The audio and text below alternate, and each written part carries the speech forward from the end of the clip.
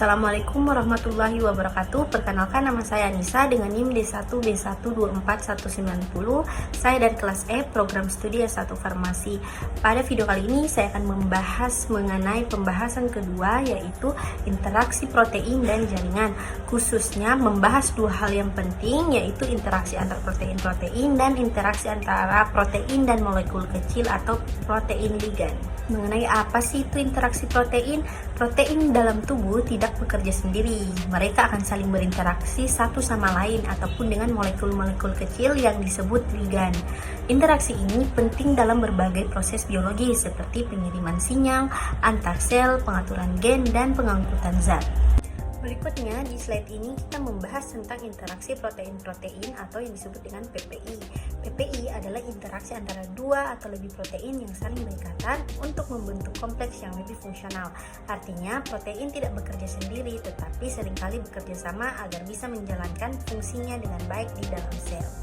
Fungsi sangat penting, misalnya untuk mengatur jalur sinyal di dalam sel, seperti dalam proses komunikasi antar bagian sel, memberikan struktur pada sel, contohnya seperti sitoskeleton yang menjaga bentuk sel, dan juga untuk mengaktifkan atau menonaktifkan enzim tertentu sesuai kebutuhan tubuh. Sebagai contoh, protein-protein RAS akan berinteraksi dengan protein RAF. Interaksi ini mengaktifkan jalur MAPK, yaitu jalur yang mengatur pembelahan sel. Jadi kalau PPP ini terganggu, proses pembelahan sel bisa jadi tidak normal.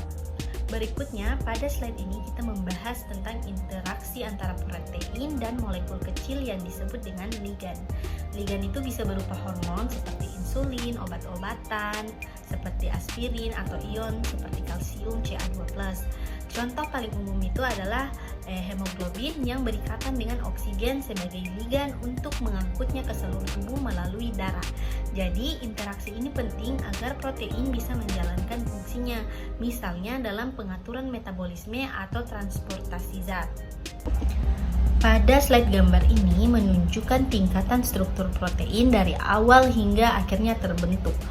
Pada bagian atas, bagian pertama itu adalah struktur primer, yaitu urutan asam amino yang tersusun seperti rantai. Ini tuh adalah dasar dari proses struktur proteinnya. Lalu struktur ini tuh dia akan melipat membentuk struktur sekunder, misalnya alpha helix dan beta sheet yang distabilkan oleh ikatan hidrogen. Kemudian masuk ke struktur tersier, yaitu bentuk ketiga dimensi dari satu rantai protein yang sudah terlipat lebih kompleks. Yang terakhir kita punya struktur kuartener, yaitu gabungan dari beberapa rantai protein seperti pada hemoglobin. Di situ bisa dilihat bagaimana hemoglobin punya beberapa subunit untuk mengikat heme untuk membawa oksigen. Jadi struktur ini penting karena bentuk protein itu sangat menentukan fungsinya di dalam tubuh. Dari semua yang telah kita bahas, bisa disimpulkan bahwa interaksi protein itu sangat penting untuk kelangsungan fungsi tubuh.